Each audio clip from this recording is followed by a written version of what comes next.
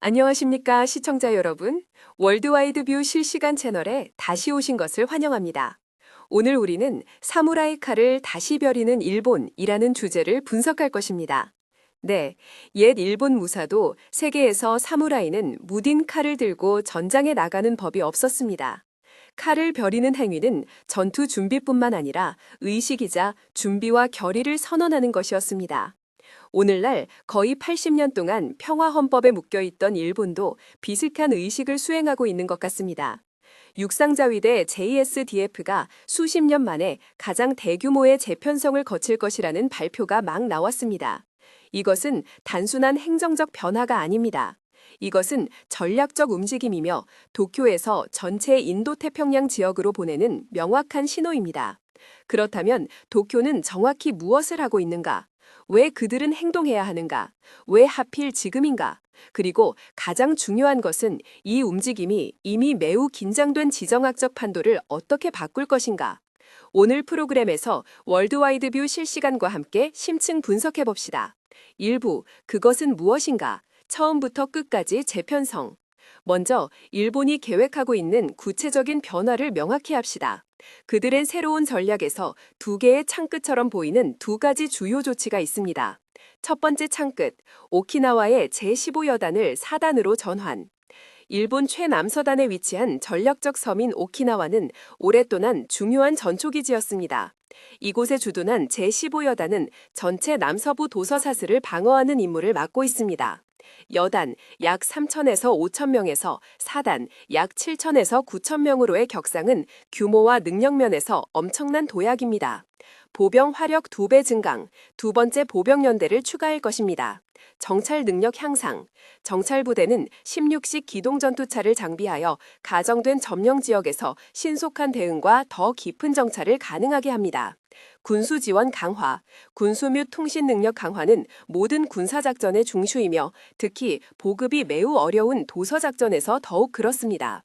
간단히 말해 일본은 지역 경찰서를 자체적으로 더 오랜 기간 전투를 수행할 수 있는 군사지구급 사령부로 전환하고 있습니다.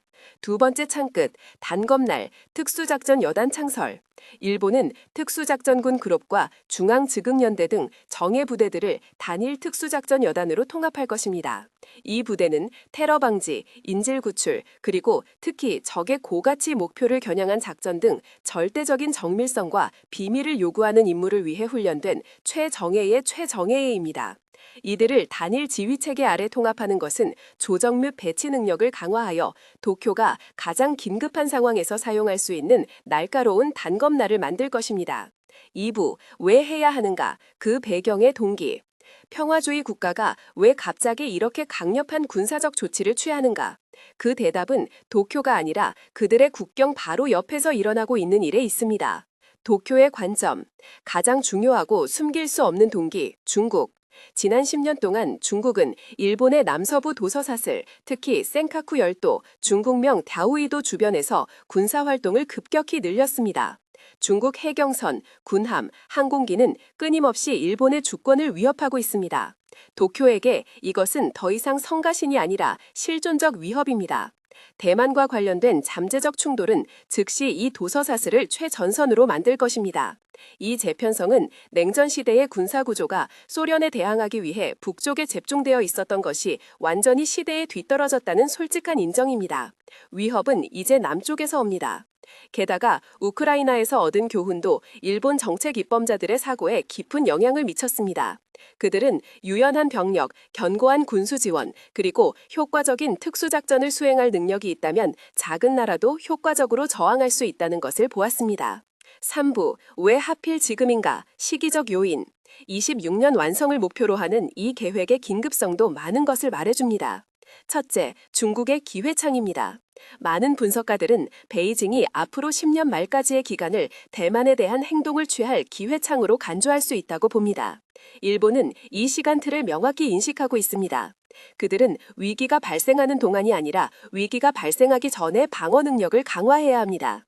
2026년은 2020대 후반에 일어날 수 있는 가장 안 좋은 시나리오에 대비하기엔 현실적인 시점입니다.